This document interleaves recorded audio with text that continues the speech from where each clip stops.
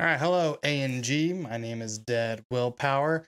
I'm going to be showing you guys a little bit of tips and tricks on how to work with your stream and troubleshoot your stream using OBS. You can do some of these things with Streamlabs OBS, but I don't have as much experience with it. I went to OBS because it uses less resources.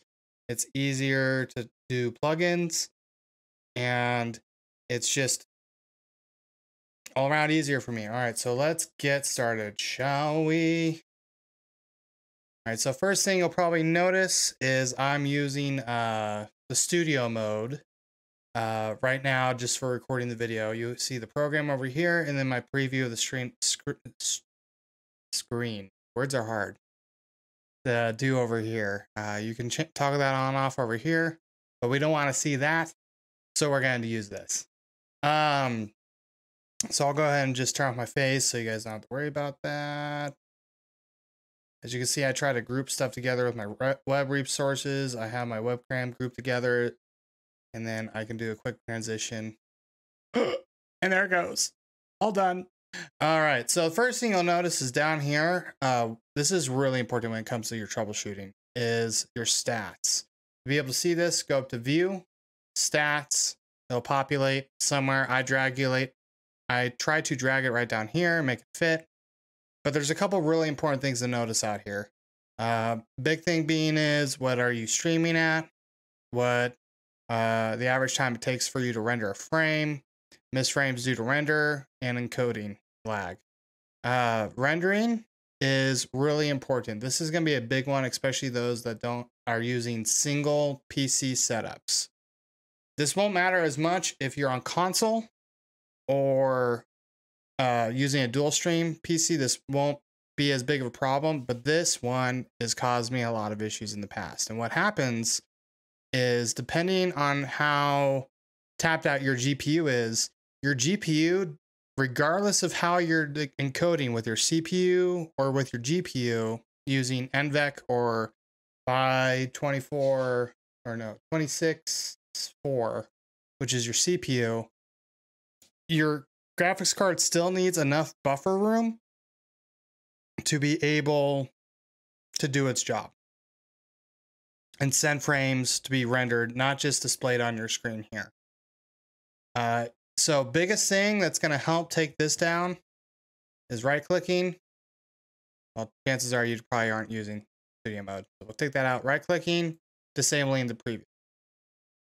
That's going to be super, super, super helpful, because your screens, even if it's off on the other screen somewhere across the way. Another thing I wanted to bring up too, that you'll see on here, is your output for your stream, draw frames, do your network. And this is going to be something I'm picking up right now to talk about. So with an easy Google search, you can see the recommendations on your bit rates needed to upload.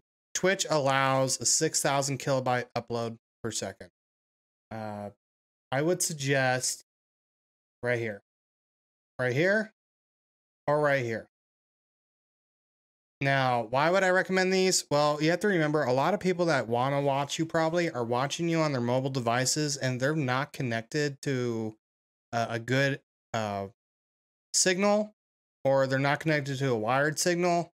This is going to be harder and harder for them to download and stay caught up to speed. So definitely something to check forward to. Now, if you continue to have issues with your encoding lag, one thing to check is how many of your resources do you have going on. You know, it's as these stack up, it costs more and more and more to produce. As you can see on my webcam stream, words are hard today. As you can see on my webcam scene, I don't have that many to go off of right down in here. If I go into my desktop, I start adding up really, really quick. Or at least my computer. So one thing that's a real big easy one to miss that will help cut down on how much stuff you're encoding at once is when you right click, go to properties, scroll down, shut down source when not visible.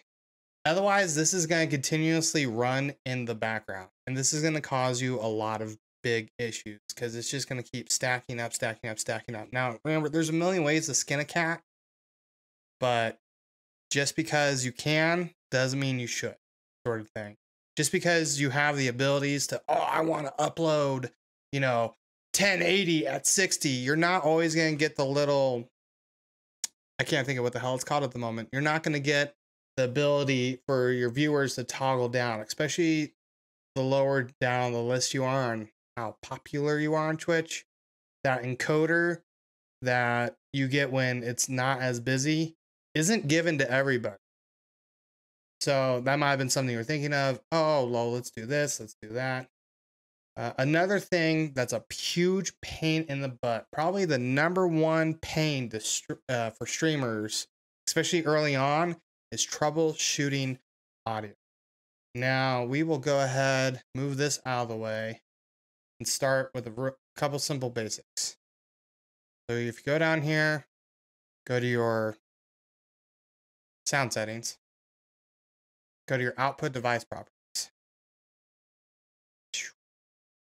So you'll see your output level by default is at 100. I do not recommend that. Now, if I change it to what I actually use for streaming, which is my Wave 3, it's toggled down. And the reason I have it toggled down like that is you can get some audio issues like popping, static, and it becomes harder and harder for that upload kilobytes to come through. So I always recommend come here starting at like 60, going to like 60 to 80, because you don't want to add a bunch of compression. Now, another thing to hit up here is your filters. This is super important. Now, if we ignore these three, because these are for plugins, we'll start with these three, which I have songs. These are the same exact things of up here.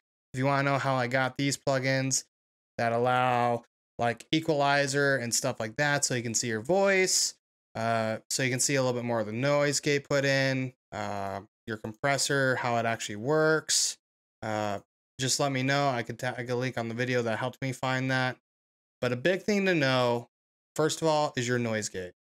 You have a closed threshold and an open threshold.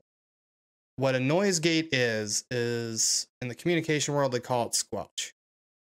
Sound has to hit at least this level for it to open the mic, so you don't get any keyboard clicking. So if I turn this off, turn it off here since it's the same thing. That's really rather annoying. Turn it on. I might get an occasional pop, or while I'm talking, you might hear it. But how long does it take to trigger? How long does it hold it open for? And the release time. Your close is how quiet it has to be for this sequence to start all over. The lower you have it closed, if you have it like super down here, it will just never close and it'll act like you never had it in the first place. I used to use a limiter because my voice is really loud naturally. Probably not everyone's gonna need something like that, but my voice is just loud. Now, what a compressor does is I can show you essentially through here. While I am talking, when it breaks a certain threshold, it's going to compress it down to a certain threshold so that it's not always just trying to spike. The more you compress sound, the worse it starts to sound. If you look down here, the rule of thumb is you want your talking and stuff to be in the yellow. So if I take off all of these, I probably sound a little different. My mic is going way the hell up here. Yeah, you can adjust my audio levels down here, but I'm just naturally super loud. So I have to add all these little pretty things to help keep my voice within a tolerable level so it doesn't sound like I am screaming at you.